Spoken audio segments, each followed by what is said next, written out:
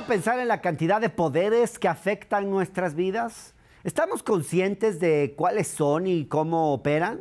Solemos pensar que el político es el principal poder que hay que revisar, pero se nos olvida que hay otros que a veces tienen una influencia mucho más directa en nosotros.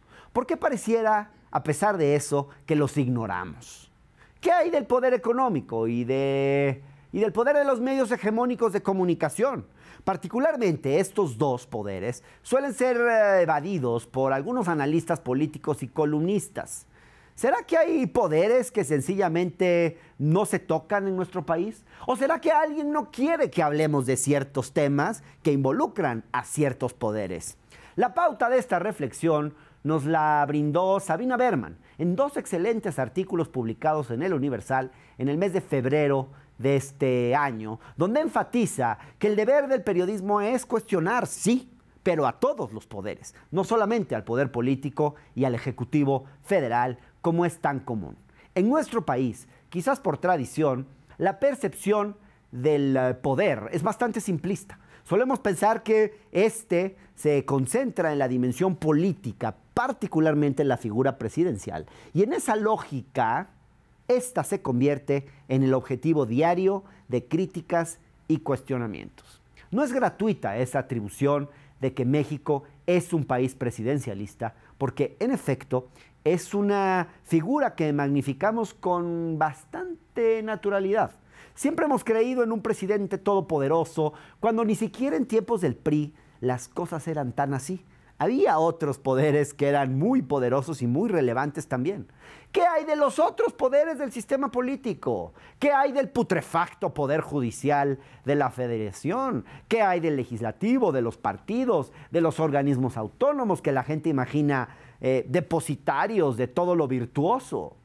Como lo señaló Sabina, basta revisar las editoriales de los periódicos de mayor circulación nacional para confirmar esto. Es impresionante, pero 4 de 5 artículos hablan en torno a la figura presidencial. Y creo que no podemos evadir el hecho de que la imagen de López Obrador particularmente despertó una crítica inusitada, casi obsesiva, por parte de algunos que no cuestionaban en esa magnitud a Peña Nieto o a otros presidentes anteriores.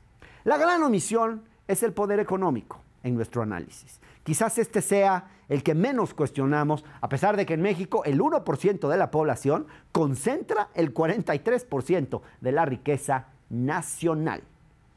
¿Y qué tal el poder mediático comercial?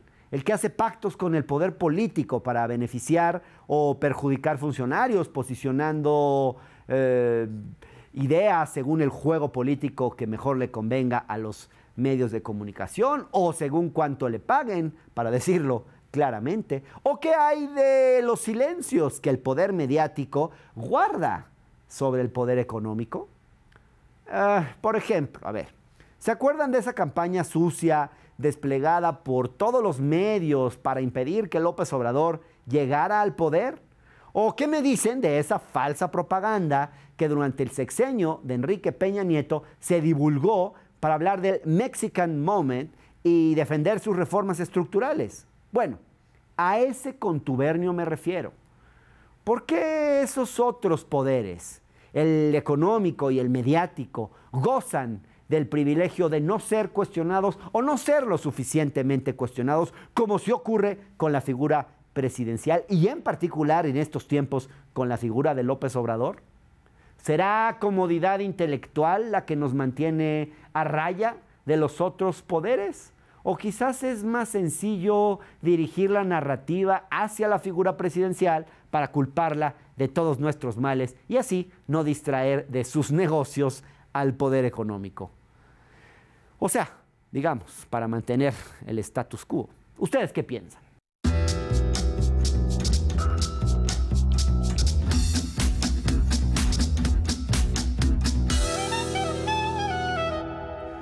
Los últimos artículos de Sabina Berman en El Universal, no sé si los vieron, pero a mí me encantaron, porque pusieron en la llaga un tema que es muy poco hablado desde los medios, que es cómo hacer la crítica del poder. Hay una tendencia a hacer una crítica del poder centrándonos solamente en el poder político y ignorar, por ejemplo, pues la crítica al poder económico o la crítica a todas las distintas formas de poder. Y los medios en particular pecamos, creo, sobre todo los medios hegemónicos, de esa crítica muy limitada al poder. O sea, es una crítica centrada casi siempre en el poder político y específicamente en el poder presidencial. Y la verdad es que yo no había visto textos donde se planteara esto de una forma tan clara como lo hizo Sabina Berman en sus 2 últimas columnas del Universal, que ustedes están viendo aquí en pantalla. Y por eso le invité aquí a Sabina Berman y le agradezco mucho que nos honre con su presencia en el octágono. Encantada de estar Sabina? Contigo. Un gusto, ¿eh? Te veo en la tele, pues es buenísimo estar acá. No, pues al contrario, nosotros te seguimos siempre, te citamos, te evocamos. Oye, Sabina, tú eres dramaturga. Yo soy dramaturga. Pero la verdad es que haces un análisis político muy fino. ¿De dónde salió, digamos? Porque ¿de dónde vinieron esas dotes de esa capacidad de hacer análisis político? Porque pues no eres politóloga, digamos. No, y sin embargo estás haciendo análisis político de fondo. ¿Cómo te surgió el interés por el análisis político, por el periodismo incluso? Bueno, en el teatro el poder es un gran tema. Ajá. Hay que leer a Shakespeare o a Molière, que son mis preferidos, o a Brecht, por supuesto, para tener una lectura dramática del poder, ¿no? O sea, la gran obra de teatro social, colectiva, que es la política.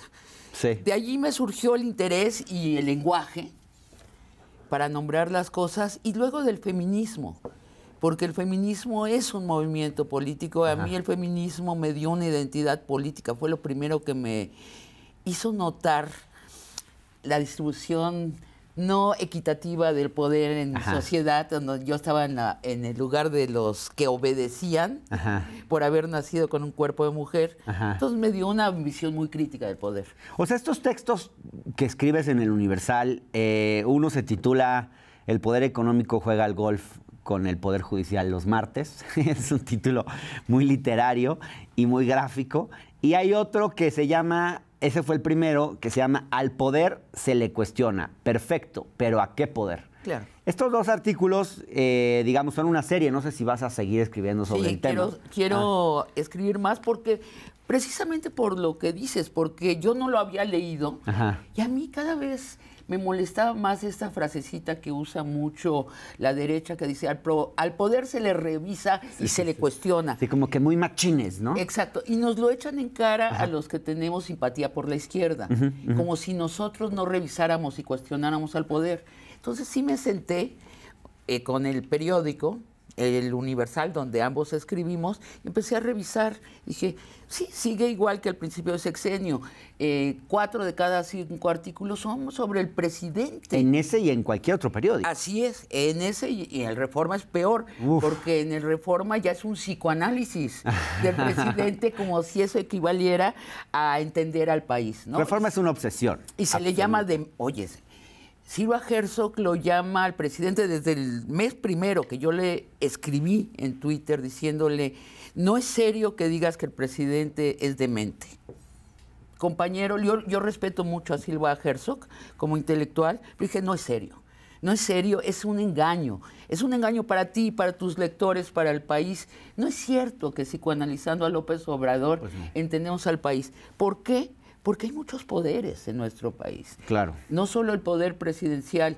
Y esto, mira, el presidente todopoderoso, ese que no se movía una hoja en el país de papel o vegetal sin su anuencia, nunca existió. No, claro. Es una idea patriarcal, machista, de la que México no ha terminado de salir, otros países sí. No, y te interrumpo, y intelectualmente era muy cómodo pensar, y no solo intelectual y políticamente, achacarle todos los malos las males al presidente y las cosas buenas también. Claro. Y no ver todos los poderes fácticos que estaban detrás, o por ejemplo, dentro del mismo poder político, el poder inmenso de los gobernadores. Los gobernadores en este país tuvieron siempre mucho poder. Pero déjame contarte del proceso, cómo Ajá. se debilita aún más esa presidencia. Sí. 1988, Salinas de Gortari, el presidente Salinas de Gortari, nos lleva al neoliberalismo. ¿Qué quiere decir? Que le entrega grandes porciones de poder al poder económico. Le entrega los monopolios estatales, nada menos y nada más, y le entrega las áreas estratégicas del país. Luego, la democracia. Llega, se reparte el poder político. Claro. Hay un poder legislativo y hay un poder judicial y hay un poder de la oposición desde que entramos a democracia. Y qué bueno, ¿no? Pero nunca se habla de eso. Y después tenemos actualmente a un presidente que transparenta esta negociación, combate entre los poderes. Lo vemos diario en las mañaneras, combatiendo y auscultando a los otros poderes. No es suficiente, porque él no puede solo. Yo creo que ese es un error de cálculo de la 4T, que el presidente lo puede solo, precisamente porque no es el único poder. Y se me olvidó mencionar en la democracia el surgimiento de un poder poderosísimo, que es el poder de la prensa comercial. Tú lo llamas hegemónica, yo creo que hay que ponerle comercial, es más acorde a sus intereses, que es, hasta que llega López Obrador, el único generador ideológico de este país. Interesante. Ahora, es chistoso porque no solo la crítica se limita al poder político entre los medios comerciales o hegemónicos, sino que además, dentro de la crítica al poder político, también es muy limitada en la figura del presidente. Así lo ha sido y así lo sigue siendo hoy. O sea, tú, por ejemplo, casi no ves análisis de fondo, ni tampoco reportajes periodísticos buenos o un seguimiento sistemático y adecuado a lo que pasa dentro del Poder Judicial. Que es una cloaca, Sabina, es el peor, yo creo que es el peor de todos los poderes. Bueno, pues, ahí todo se arregla con dinero. Y eso es un escándalo porque a mí me están llegando, por ejemplo, nos están escribiendo mucha de la gente que nos sigue. Fíjate que últimamente me han estado llegando casos de gente que está enfrentando sentencias arbitrarias, acusaciones de homicidios, los meten a la cárcel, les fabrican pruebas. Esto, por ejemplo. Así es. Es un escándalo que la justicia en este país funcione como funciona. Oye, y no se ve una crítica de fondo a eso. Y el Poder Legislativo, que recibió billetazos de Peña Nieto para aprobar las reformas estructurales, billetazos. Ahora, y no hemos terminado de nombrarlos, porque además de esos poderes está el poder del ejército. El ejército es una caja negra. Totalmente. No sabemos lo que sucede allí dentro, y hace poco tuvimos la evidencia de que el presidente no manda sobre el ejército, negocia con el ejército. Y eso fue antes de López Obrador, que no digan que esto es un arreglo actual. Porque fíjate, sí, y déjame por terminar de nombrar los poderes, aunque no agotarlos, pero los principales, el poder del crimen organizado. O sea, que no es importante el crimen organizado en nuestro país. Y hay controla porciones importantísimas del territorio. Exacto. Nada más y nada menos. Y yo en el artículo me permito, hay una floritura, Ajá. dado el contexto que estoy escribiendo en periódicos, se supone que hablo exclusivamente de política, el poder de la naturaleza. Es decir, la naturaleza no es un alfil en el tablero de lo que nos sucede colectivamente, es el tablero. Y estamos ciegos a ese poder. Bueno, la pandemia nos lo demostró, y cada que hay un sismo en México, mira, se nos olvidan todos los poderes, salimos corriendo para salvar la vida. Pero eso amerita una novela que ya la escribí hace 10 años. Sí. ¿De veras? Y ahorita mismo estoy escribiendo un guión sobre eso, porque a mí es lo que más... Es el poder más poderoso que nunca tomamos en cuenta, pero eso... ¿Cuál es la novela que escribiste hace 10 años? Se llama La mujer que buceó en el corazón del mundo. Bueno, busquen esa novela. Que se trata de eso, de los seres humanos ahí creyendo que manejan el chipotle muy bien y realmente están subordinados a la naturaleza. Pero regresando a México, ¿a quién le interesa, Hernán, que no revisemos, que la prensa no revise ni reclame a los otros poderes? A los otros poderes. Claro. ¿No? Pero yo creo que de todos los poderes que no cuestionamos, hay uno que creo que es el menos cuestionado de todos, del que menos hablamos, y sobre todo la prensa. Y es el poder económico. No, o sea, tú lo dices muy claro en tus textos. A ver, en nuestra vida cotidiana interactuamos, cierto, con diversos poderes. Hay violencias, digamos, diarias que interiorizamos tanto al punto de que pues ya dejamos de cuestionarlas. Lidiamos con el poder del monopolio de las telecomunicaciones todos los días, somos víctimas de eso. Lidiamos con el poder bancario y crediticio. Terrible lo que hacen los bancos en este país, cómo se comportan, las comisiones que nos cobran. Digamos, día a día padecemos la arbitrariedad del poder económico. Pero casi no estamos acostumbrados a cuestionarlos. Yo no veo mucha gente, por ejemplo, que cuestione... Yo por ejemplo, cuando voy al banco, siempre la hago de tos. Pero veo a todo el mundo calladito, calladito, calladito, calladito. Exacto. Y lo mismo en general en los servicios públicos. O sea, porque además uno diría, bueno, estás pagando, te están cobrando, claro, más deberías poder exigir. Claro, claro. Y sin embargo son muy pocos los que en este país levantan la voz frente a eso. Casi lo pongo nada. como un ejemplo porque diariamente padecemos la arbitrariedad del poder económico y no estamos acostumbrados a cuestionarlo. Ahora, típicamente tú te piensas como un cliente del poder económico, pero no. Tú eres un subordinado diario del poder económico. Esta televisora, no estoy diciendo eso, pero está subordinado al poder económico. Sí, claro. Esto es una empresa económica donde trabajas. El 80% de los mexicanos trabajamos para empresas. Y mira, allí no hay democracia. Allí los dueños son dictadores y nadie lo cuestiona. Damos por hecho. Pues esa es la religión del capitalismo, ¿no? Que nos han acostumbrado. Los dueños son los dueños. Ah, sí, bueno. Solo se decía eso de los reyes, ¿eh? En la época monárquica. Bueno, pero mi cuestionamiento, digamos, no está llegando tan lejos. Pero, digamos, sí, por ejemplo, pues fíjate, Sabina, cómo, por ejemplo, padecemos los seguros. Sí. La arbitrariedad de los seguros, esta cosa que tienen de que si quieren te pagan, si no, no, encuentran maneras de no pagarte. La arbitrariedad, hemos hecho una serie de programas aquí en el Octágono, por ejemplo, sobre los servicios privados de salud. Cómo te cobran los hospitales lo que quieren, cómo a veces te mandan a hacer operaciones que no necesitas, cómo tienen incentivos, por ejemplo, para mandarte a hacer estudios que no requieres, pero porque les dan una comisión a los médicos. ¿Cuánto pagas tú de impuestos? Híjole, no sé, Sabina, depende del mes. 35%, ¿no? Sí, mucho. Y la verdad, bastante. Contar cosas. ¿Sabes cuánto pagan los grandes contribuyentes en México? O sea, las grandes empresas. Bien poquito. 2.4. Ajá, sí. Mira, si eso no es desigualdad. Pues sí. O sea, claro, totalmente. ¿Quién le pregunta al poder económico los salarios? ¿Que hay un salario mínimo y ya? Nada. ¿No? ¿Y sus precios? ¿Quién decide los precios? A ver, la libre competencia, ¿en serio?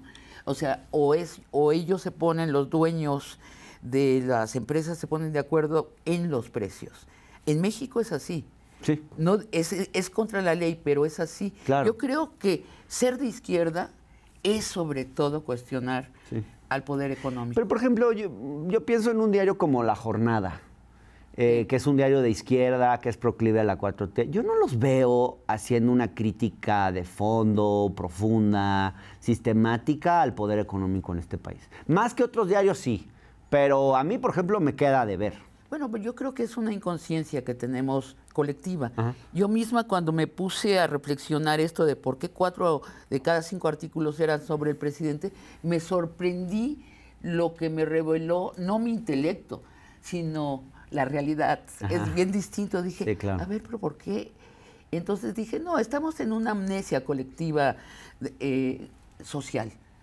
Sí. Y es que muy robustecida por el neoliberalismo, que nos dijo, no, a los que hay que tronarles los dedos es a los políticos que son nuestros canchanchanes, realmente. Es lo que decía el neoliberalismo.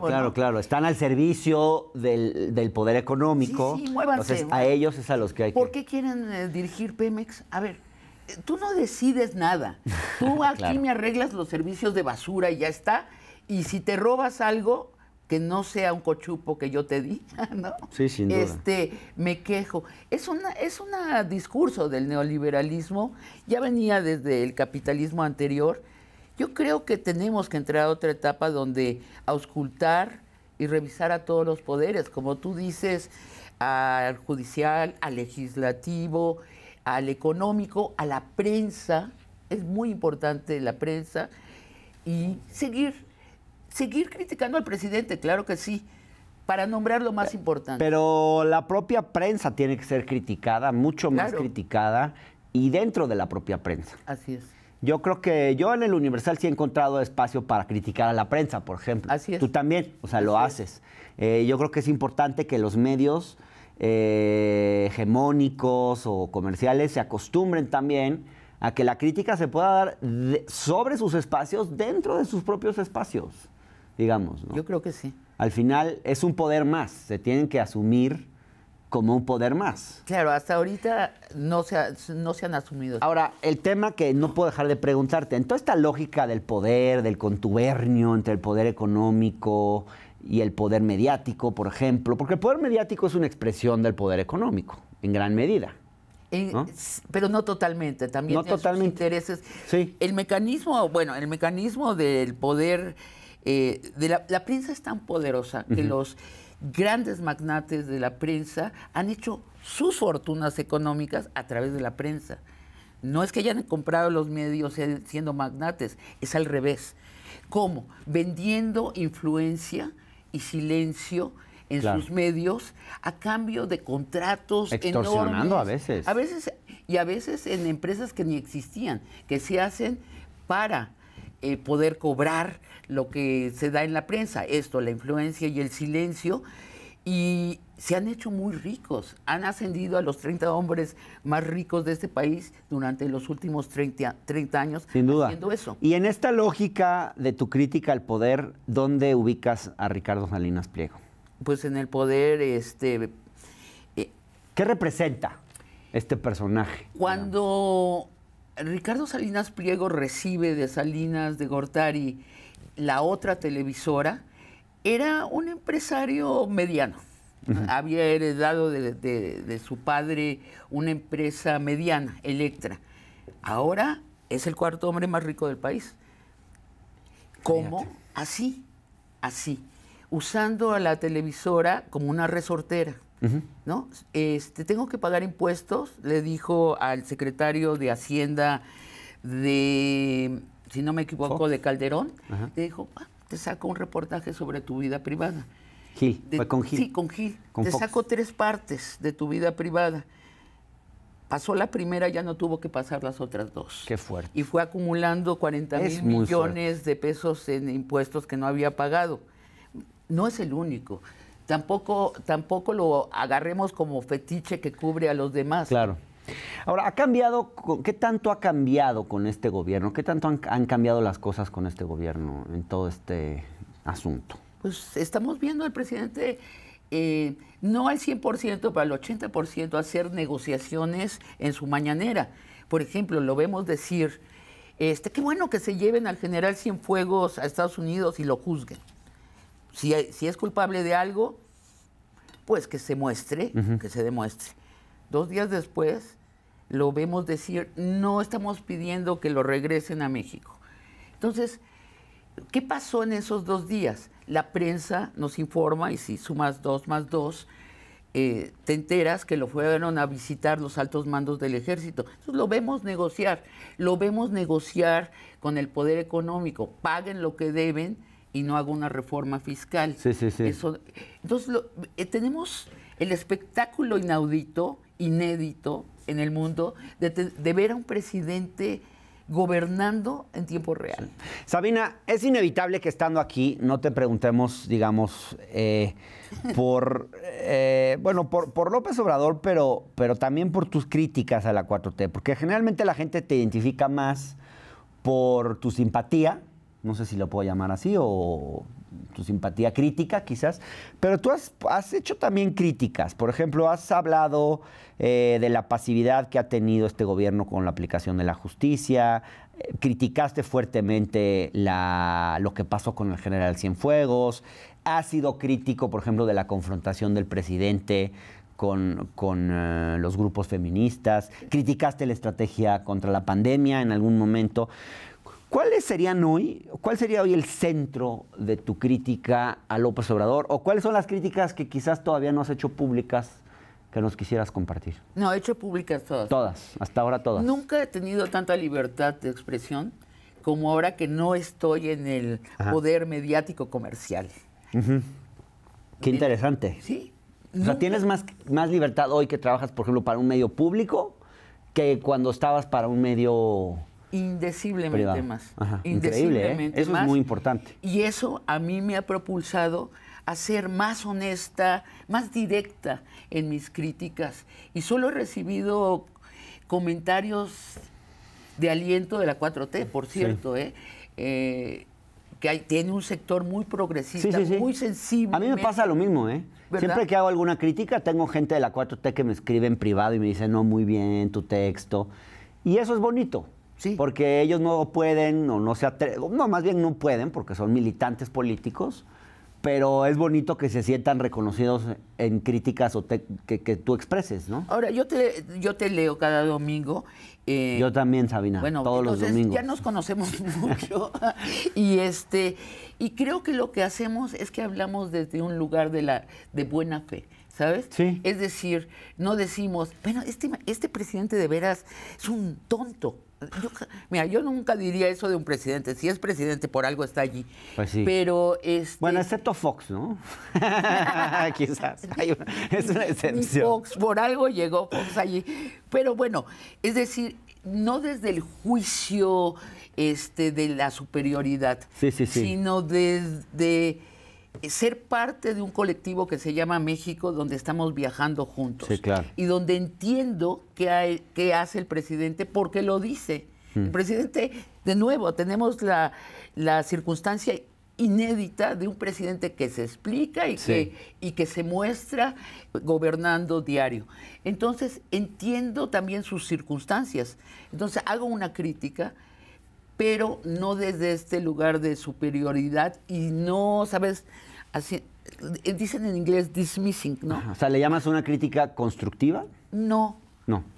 Comprensiva. Comprensiva. Es decir, por ejemplo, yo sí, desde el principio, primero advirtiendo y luego destacando la falta de cumplimiento de la promesa del combate contra la corrupción. Ajá, claro. ¿No? Entonces, diciendo, bueno, no nos hagamos tontos. Hemos sido un país corrupto toda nuestra historia.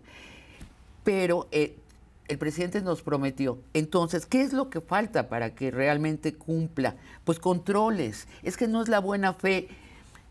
Me expreso de este lugar como si estuviera conversando con el presidente. Claro. Y tratando tal vez hasta de convencerlo, pero no librándolo de ninguna, ¿sabes? No tapando nada. Sabina, ¿para qué sirve? Una última pregunta. Nosotros hemos hecho una invitación en este programa a varios comentócratas, analistas, periodistas conocidos, y lo hemos hecho nosotros mismos, a hacer un ejercicio de autocrítica. Tuvimos un programa anterior donde invitamos a varios a que nos hicieran un esfuerzo de decirnos en qué creen ellos que se han equivocado o que se equivocaron en el pasado en su relación a López Obrador, a lo que esperaban de López Obrador y lo que terminaron viendo de López Obrador. Ya fuese cosas que esperaban que fuesen mejor y terminaron siendo peores, o cosas que creían que iban a estar muy mal y terminaron siendo diferentes, porque hay una tendencia muy fuerte en la gente que se dedica a esto, a hacer predicciones, a decir esto va a ser así, esto va a ser asá, y luego resulta que no son las cosas así. Me gustaría pedirte tu propio ejercicio de autocrítica. Complejo, ¿eh? Complejo porque son muchos temas. Sí. Algo que pensaras que López Obrador iba a hacer mal y algo que pensabas que López Obrador iba a hacer bien y terminó sorprendiéndote. Algo que pensaba que López Obrador iba a hacer bien era la lucha contra la corrupción. Incluso entrevisté a Irma Heréndida Sandoval, la secretaria de la Función Pública inicial, y me habló de controles muy específicos porque le dije, ¿pero cómo? Porque nada más porque el presidente dice, sean honestos, conozco a demasiados seres humanos para creer eso. Eso me decepcionó. Creo que es muy importante disminuir dramáticamente la corrupción en nuestro país. Ha disminuido con este gobierno, pero no lo suficiente. No lo suficiente. Yo creo. Ahora, pero sí hay, sí. O sea, no creo que haya un García Luna en este gobierno, de verdad. Espero que no. Yo de verdad, o sea, yo tengo la convicción de que no hay un García Luna. Ha habido personajes, pero yo creo que el presidente silenciosamente los apartó. Es muy interesante eso. Sí. No dijo. Es bien ladino. Lo hizo de una manera, claro, porque él no se quiere aventar un. Pero el mismo presidente se ha ido deshaciendo de los corruptos sin decir que eran corruptos. Y mandándolos lo cual a se muchos entiende, porque no le va a dar esas armas a sus enemigos. Fíjate. Pero eso no pasaba antes. Antes los corruptos, García Luna duró 12 años. No, hombre, ya iba a ser aquí los presidente. corruptos duraron 2 o 3 y cuando el presidente se dio cuenta, bye. Y eso no lo dice nunca la prensa, no lo dice la oposición, pero yo creo que es algo interesante. ¿Qué está haciendo mejor el presidente? Sí. El Tren Maya. Ajá. Mira, yo soy ecologista radical. Vivo casi todo el tiempo en el campo. Uh-huh. Creo que está haciendo una maravilla en el sureste del país y no nos damos cuenta y no lo hemos reporteado. Va a sacar de la pobreza a 10 millones de habitantes, va a volver en la península de Yucatán una de las zonas más turísticas del planeta. Eso puede parecer frívolo y no lo es. México vivió del turismo durante la segunda mitad del siglo XX. Puede volver a suceder. Sí. Y tiene mucho sentido también económico y comercial. Sí. Está creando ese paso entre los dos océanos, el Atlántico y el Pacífico, que quiso hacer Juárez, que han querido hacer todos los presidentes desde Juárez y no han podido, no se han atrevido. Sí. Y eso nos va a cambiar muchísimo y no se lo aplaudimos al presidente. Bueno, y es un proyecto muy criticado y poco comprendido. O sea, yo sí creo que hay problemas en las obras, porque siempre hay problemas en las obras en este país. Siempre se atrasan, siempre cuestan más de lo que te decían que iban a costar. Entonces, y modificas a la naturaleza. Sí. Efectivamente va a cambiar la vegetación y los animales. Yo me he acercado suficiente para saber que hay un cierto control, pero es inevitable, la huella humana provoca eso. Sin embargo, para el país, para la totalidad del país, yo creo que es el proyecto más importante del sexenio. Sabina, gracias por venir al Octágono, un honor tenerte aquí, ¿eh? Mucho gusto. Gracias, Ana. Te admiramos y te queremos. Gracias.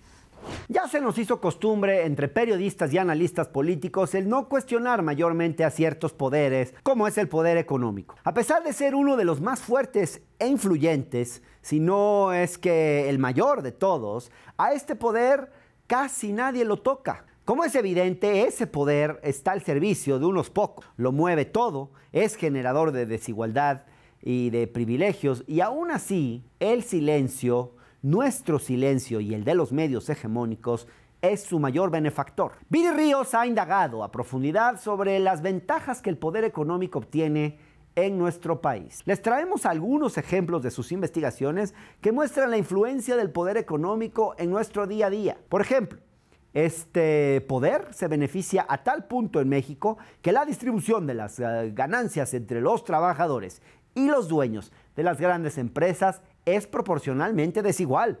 A nivel mundial, los empresarios se quedan con el 49% de las ganancias y el 51% restante se destina a pagar salarios. En México es muy distinto. Aquí, los patrones concentran el 65% de las ganancias y destinan tan solo el 35% a los sueldos de sus empleados. ¿Se dan cuenta de lo que esto significa? La élite económica eleva groseramente sus ganancias mediante el descaro de la evasión fiscal. Contrario a lo que debería ser, los que ganan más en nuestro país son justamente los que pagan menos impuestos. Imagínense, los más ricos eluden cerca de 180,000 millones de pesos al año. Ahora pensemos en los monopolios, con el ejemplo de las telecomunicaciones. Tenemos el caso de América Móvil, esa compañía de la que es dueño Carlos Slim y que se encuentra en los primeros lugares del ranking de las 10 empresas más grandes de México desde el 2003. Ese estado de permanencia le ha dado a la empresa el poder de manejar sus precios y sus servicios a como le dé la gana, sin consideraciones para sus suscriptores móviles, quienes, sin tener mejores opciones, dependen de América Móvil para entablar sus comunicaciones. Para Viri Ríos, uno de los problemas centrales, si no es que el mayor, radica en que en México no se favorece la competencia, lo que da pie a los monopolios y a la concentración de la riqueza en manos de unos cuantos. Sobre todo, permite que las cosas sean más caras y nuestra calidad de vida no mejore por mucho que trabajemos. Otro ejemplo del abuso del poder económico son las comisiones bancarias. Comisiones bancarias que cobran por todo, por sacar dinero de un cajero que no es el de tu banco, por no mantener una cifra mínima en tu cuenta, por consultar tu saldo, por realizar transferencias a otros bancos, etcétera, etcétera, etcétera. Aunque ustedes no lo crean, como Viri Ríos lo plantea en su libro, esto no es normal. Hay países donde la banca es menos abusiva con sus consumidores porque hay un Estado que no le permite cometer los abusos que sí les permiten en México. Todo indica entonces que las reglas del juego en México están diseñadas para favorecer a las grandes empresas que forman parte de un poder que nadie se atreve a tocar. Así que cuestionemos más al poder económico y cómo hace rapiña con nuestro esfuerzo diario.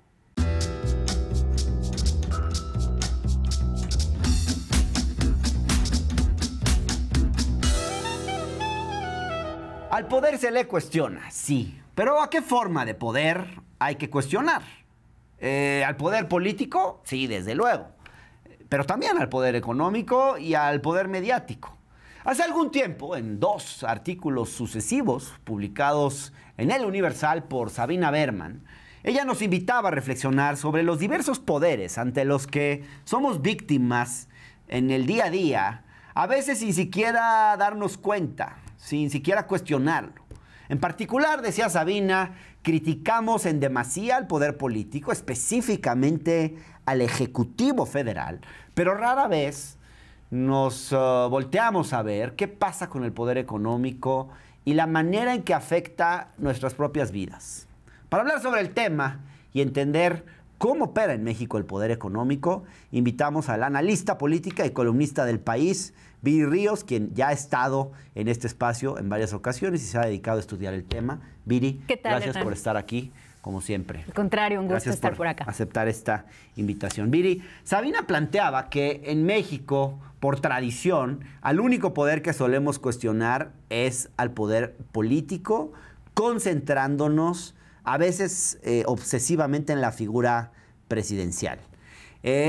Habiendo otros poderes iguales o más relevantes de cuestionar, como es el caso del poder económico, que pues es el que hoy nos convoca, y particularmente sobre este poder, ¿a qué atribuyes tú, Viri, que no cuestionemos lo que pasa con, sobre todo que los medios no cuestionen el poder económico? Raramente, o sea, tú puedes medirlo, podríamos hacer una medición de cantidad de notas cuestionando el poder político y cantidad de notas cuestionando el poder económico, y la diferencia sería enorme. ¿A qué lo atribuyes? Bueno, Hernán, yo creo que no se trata solamente de tradición. Creo que la razón por la cual en México no criticamos al poder económico es por miedo. Debemos recordar que México es uno de los países más desiguales del mundo. Si tú observas la cantidad de riqueza que concentra el 1% más rico en este país, te darás cuenta que concentran el 47% de la totalidad de la riqueza de este país. Sí. Entonces nadie se quiere poner con Sansón a las patadas. Y en este país, pues los ricos tienen un control muy importante, no solamente de muchas de las más importantes fuentes de ingreso de las personas, sino también, Hernán, me parece importante reconocer, de varios medios. La figura de los medios en México es en realidad, y se ha utilizado en realidad, para proteger los negocios de un puñado. Esto no sucede en un medio, sucede en muchísimos medios, y entonces vamos viendo cómo poco a poco pues cada uno va haciendo sus alianzas, y de esa manera se van creando escudos que protegen esta discusión. Ahora, Hernán, yo me querría no solamente concentrar en las críticas, también quisiera concentrarme en las celebraciones.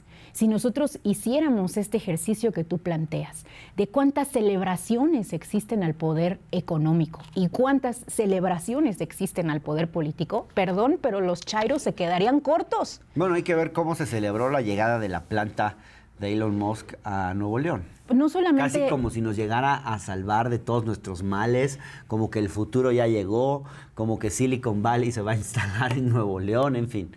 No solamente cómo se celebró, Hernán, sino cómo se fraseó lo que el gobierno debiera hacer en esas circunstancias. Nosotros tenemos evidencia contundente desde la academia de que los gobiernos necesitan tener políticas que motiven, incentiven y que formen parte del desarrollo de las empresas, de forma que las empresas no nada más enriquezcan a un puñado, como ha sucedido en México, sino que efectivamente se cree un desarrollo para todos. ¿Esto qué implica? Esto implica desde cómo les ponemos impuestos, pero también dónde incentivamos que se ubiquen estas empresas. Perdón, pero el gobierno mexicano tenía toda la razón en tratar de influir y tratar de redistribuir dónde se están generando los empleos en este país. Claro, porque es un país con desigualdades regionales enormes. No solo eso, sino que además tú como Estado tienes que empezar a voltear a estas regiones que no han tenido inversión, que no han tenido generación de empleo. Y aquí no se trata simplemente de atraer toda la inversión extranjera directa. Aquí se trata de empezar a ser selectivos, porque México tiene con qué negociar, Hernán. Perdón, pero no somos cualquier país. Somos el país que tiene la frontera más grande con Estados Unidos, la cercanía geográfica más importante, una afinidad cultural también importante y además pues una política internacional de alianza con Estados Unidos. Claro. Se puede negociar, se debe negociar. Lo que no es tan bien es ponernos de tapete como lo hemos hecho desde 1994, rogando que vengan, no importa hacer qué. Ahora, ¿por qué tenemos un Estado tan endeble frente al poder económico? Porque realmente, bueno, al final López Obrador, por ejemplo, en el caso de Tesla, intentó relocalizar la planta, la quería llevar a Oaxaca, sacó el tema del agua y otros temas, pero al final terminó cediendo a Elon Musk. Claro. Bueno, pero no en todo, Hernán. Por ejemplo, se llegó a un acuerdo de que se va a poner una planta de pilas en el centro del país, no recuerdo exactamente la región, pero yo, por ejemplo, en Hidalgo, yo, por ejemplo, me imagino, si esto hubiera sucedido en gobiernos previos con Peña Nieto, pues no solamente se hubiera puesto en Monterrey, sino que se hubiera puesto sin pagar impuestos, le hubieran regalado el terreno. Bueno, ve tú a saber hasta cuándo el gobierno o hasta qué el gobierno le hubiera ofrecido. Entonces, sí me parece importante marcar esa diferencia. Ahora, ¿por qué está sucediendo esto, Hernán? Mira, yo creo que está sucediendo porque el empresario en México está políticamente muy organizado. Recordaremos que nosotros tenemos partidos políticos que básicamente representan los intereses del empresariado. Claro. Varios académicos han demostrado que nuestros congresistas, muchos de ellos son empresarios. De hecho, nuestros congresistas, te estoy hablando hasta antes de 2018, porque hubo un cambio importante en 2018 que hay que reconocer. Pero hasta antes de 2018 nosotros teníamos más empresarios como congresistas que trabajadores. Entonces, ¿esto qué nos dice del país? Claro. Cuando nosotros sabemos que en México pues la proporción empresario-trabajador es abismal, siendo por supuesto los trabajadores la masa más grande, ¿no? Claro. Viri, hay muchos ejemplos sobre abusos del poder económico en nuestro país. Quiero retomar algunos de una larga lista de ejemplos que tú misma has dado. Por ejemplo, en febrero escribiste un artículo que se titulaba Didi no factura y nadie hace nada, donde expones y pones el dedo en la llaga sobre cómo esta empresa pues carece de una política que obligue a sus conductores a darse de alta en el SAT para ofrecer la emisión de facturas a los consumidores que así lo requieran. En junio de 2021 yo ya traía esa preocupación porque intentaba obtener facturas y nomás no se podía y llamaba y me daban vueltas y me decían que sí se podía, ¿eh? No, sí se puede, tienes que meterte aquí, pero a la mera hora de hacerlo nunca se podía. Entonces se lo planteé una vez, de hecho entrevisté al ex secretario de Hacienda, Arturo Herrera, y le planteé el tema y quisiera recuperar esta parte de la entrevista, si te parece. Por ejemplo, yo cada vez que viajo en Didi, se supone que hay una parte donde le picas y te tiene que dar la factura. Casualmente nunca funciona y cuando llamas se hace empato y pues yo me imagino que Didi evade completamente el pago de impuestos como muchas otras plataformas, ¿no? Yo creo que lo evadían, pero esa es una de las cosas que cambiamos. Nosotros tuvimos acuerdos con ellos, con Uber, con Netflix, etcétera. Pues Didi sigue sin dar factura. Lo cual no quiere decir que no esté pagando. Ah, ok. Bueno, ahí dice él, Didi sí paga, no te da la factura. ¿Es así? ¿O sí paga, no paga? Entonces, no, de si hecho, paga, ¿por qué no te da la factura? No, a ver, Hernán, claro, lo que pasa es que aquí hay una colusión en donde el gobierno se ve beneficiado de esta circunstancia, porque a los conductores de Didi sí se les quitan los impuestos. Los conductores de Didi sí pagan impuestos. Incluso los conductores que no facturan pagan más impuestos que los conductores que facturan. Porque los conductores que facturan pueden tener un régimen preferencial específicamente diseñado para ellos. Entonces les cobran muchos menos impuestos. ¿Esto qué significa? Que la no emisión de facturas aumenta la recaudación total del gobierno porque permite, uno, cobrarle más impuestos a los conductores y dos, que los que toman los viajes no deduzcan estos impuestos a partir de la emisión de sus facturas. Entonces el gobierno está feliz con esta circunstancia. Los únicos que estamos siendo afectados... ¿No es un problema de Didi, es un problema del SAT? No, es un problema de... Bueno, Didi te diría que no es su problema, porque ellos no pueden controlar que los conductores facturen o no. Y el SAT te dice que, en efecto, es responsabilidad del conductor facturar. Sin embargo, aquí, digamos que el statu quo favorece al SAT, porque de esa manera se generan menos facturas que pueden deducir menos recursos y, por tanto, el SAT tiene mayores ingresos. Lo que pasa es que tú en Uber sí puedes facturar. Claro, porque yo por eso muchas veces termino tomando Uber porque digo, no, pues prefiero tener la factura, pero a veces la diferencia de precios sí es mucho más alta y entonces pues, te vas por Didi porque es más barato. Bueno, ahí el mecanismo que tú estás identificando es, digamos, la externalidad de cómo la regulación o esta falta de regulación está creando beneficios y poder de mercado para algunas compañías, porque tú si quieres facturar, perdón, no tienes opción. Tienes que usar a Uber o atenerte a que quizá con cierta probabilidad Didi te vaya a facturar, pero pues lo hacen con baja probabilidad. Claro, ¿qué tiene que pasar, Viri? ¿Qué tenemos que exigir como consumidores y como contribuyentes? Bueno, se tiene que regular que las plataformas tengan que requerir que sí o sí los conductores facturen. Eso no debe ser opcional. De hecho, Uber, por ejemplo, no lo hace opcional. Si tú quieres ser conductor de Uber, tú tienes sí o sí que tener una FIEL, una firma electrónica y todos tus requisitos fiscales. Ahora, la realidad es que es complicado. El sistema de facturación en México es muy complicado. Hoy, en cualquier negocio que vas, siempre te salen con que la factura es en línea. Claro. Y yo siempre les digo, no es en línea. Si yo la pido aquí, me la tienes que hacer aquí. Pues entonces te dicen, bueno, déjame tus datos y en 4 días te la mando, y a veces te la mandan, a veces no, en fin. También tenemos un sistema fiscal muy complicado con el cual las empresas se hacen mucho pato, ¿no? Claro, y creo que eso sí es algo que debemos exigirle al SAT. En el momento en el cual tú pagas con una tarjeta a tu nombre, eso inmediatamente debiera ser automáticamente facturable. Claro. Y debiera simplemente pues limitarse el tipo de consumos que tú puedes facturar, porque pues eso depende de tu actividad empresarial.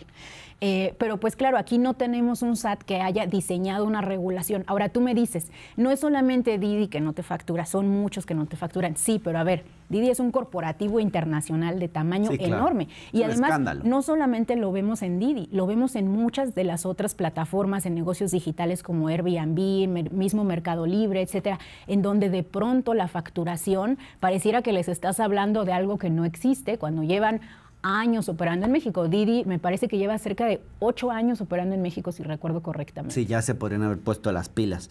Pero a ver, Viri, pareciera que no hay instancia que el poder económico no alcance en este país. En un artículo de 2022, por ejemplo, tú nos contabas sobre el contubernio entre los bancos y los notarios. Los bancos, nos decías, después de otorgarte un crédito hipotecario, te obligan ellos mismos a que acudas a cierto notario que ellos designan. Esto, pues tú decías, es una evidente violación a nuestro derecho de elección, que además hace que los notarios pues ya no se preocupen por ofrecer un buen servicio, porque al final tienen plenamente garantizada pues una larga lista de clientes. Explícanos bien cómo opera este contubernio entre bancos y notarios, que por cierto es una profesión, una actividad como un poquito arcaica, ¿no? Esta de necesitar una cosa notariada tan cara, además, que te cobran lo que quieren, que es un abuso permanente. ¿Por qué se permite esto? Claro. Bueno, yo creo que hay muchas de las actividades notariales para las cuales tenemos evidencia que ya no se necesitaría un notario. Nosotros ya tenemos tecnología que incluso superaría a la presencia física de un abogado, como pues mecanismo de validación de ciertos procesos. Pero tú no puedes hablar de esto, es un sacrilegio, porque nuevamente tenemos un grupo notarial extremadamente organizado. Mira, yo cada que hablo de los notarios te aseguro... Y bien apadrinados por políticos. Te aseguro que cuando salga tu programa, otra vez los notarios me van a hablar por teléfono para regañarme, me van a invitar a desayunar. Saludos a los notarios, pero ya no se manchen con sus precios, ¿no? Sí, ya no. Nada ya personal, me pero no se manchen. Tampoco. Pero, mira, me parece que el precio, creo que ahí sí hay que hacer una acotación, Hernán. El precio no lo fija el notario técnicamente, lo fija la autoridad. Entonces ahí, ¿por qué la autoridad está cobrando esto? Perdón, pero en muchos países... Porque está capturada por los propios notarios, pues seguramente. Es la gran duda que nosotros tenemos. ¿Por qué la autoridad, primero, no los ha sustituido o los ha obligado a sustituirse a sí mismos por tecnología? ¿Por qué la autoridad cobra los aranceles que cobra? Y tercero, ¿por qué la autoridad permite que existen estos acuerdos que pudieran ser incluso colusorios entre la banca y el notariado, en donde hay notarios, digamos, preferidos y hay notarios de segunda? Sí, y los notarios preferidos tienen infinidad de contratos porque les llegan todos los de los bancos. Claro, tienen un arreglo ahí, evidentemente. Evidentemente. A ver, un ejemplo más de abuso del poder económico, digamos que no cuestionamos, radica en las altas comisiones bancarias que tenemos que pagar en México, particularmente por retirar dinero de un cajero. Un cajero, digamos, que sea distinto al de a nuestro propio banco. Ya sea por algo tan sencillo, tan simple como consultar tu saldo. Háganme el favor, consultar tu saldo te cuesta. Y ya no se diga por hacer retiros, realizar transferencias, etcétera, etcétera. Las comisiones bancarias en este país son escandalosas. Y tú nos hablas de esto en tu libro, No es normal, el cual hemos ya comentado en este espacio, que estamos mostrando ahí en pantalla, que es un texto que les recomendamos mucho leer. Y también dices ahí, Viri, que los banqueros en México hacen un negocio redondo, porque cuando uno ahorra, pues le dan pocos intereses, y cuando te prestan, te cobran tasas altísimas.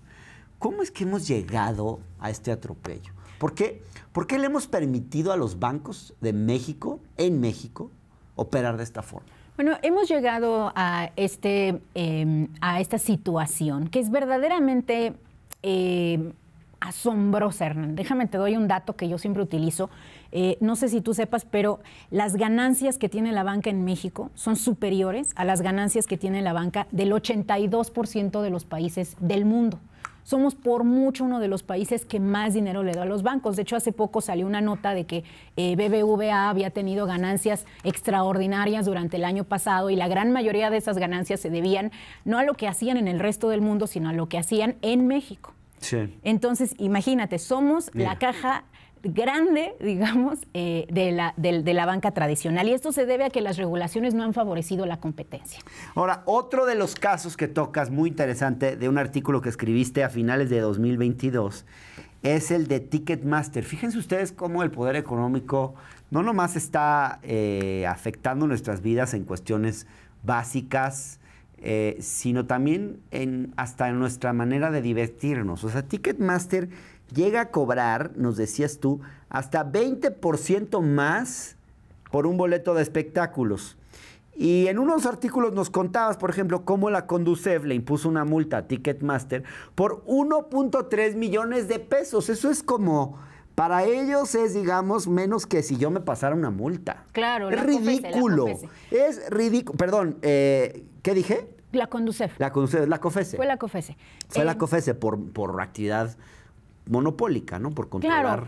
Bueno, aquí la empresa de Ticketmaster básicamente se ha demostrado que tiene pues algunas prácticas que le dan poder monopólico. Y eso hace que la compra de boletos en México sea cara, sea difícil. A ver, perdón, eso de que te obliguen a primero pagar tu boleto de manera digital y luego irlo a imprimir, es como de la época de la canica. Bueno, eso no pasa en ningún país y pasa en México porque no se tienen incentivos a la digitalización de los procesos y porque Ticketmaster se puede comportar así, porque ¿cuál es tu opción? Perdón, pero si no compras con Ticketmaster no hay opción más que irte a parar a la taquilla. En ocasiones la gente no puede hacer eso porque ni siquiera vive cerca de donde ocurre el evento.